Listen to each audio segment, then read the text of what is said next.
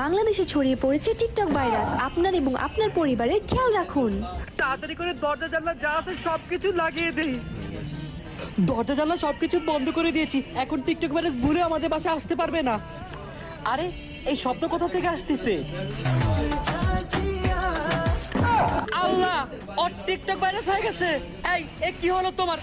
আমাকে ছাড়ো, আমি আরে টিকটক তাড়াতাড়ি আসো, করব। বসো এদিকে। আল্লাহ, কি বিপদে পড়লাম আমি। ধ্যাৎ।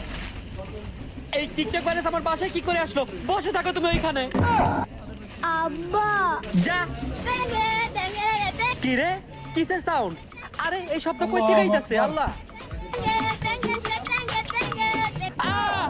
তোরও টিকটক ভাইরাস হয়ে গেছে।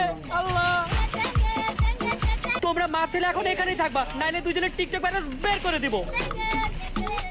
তোরা জীবনও ভালো হবি না।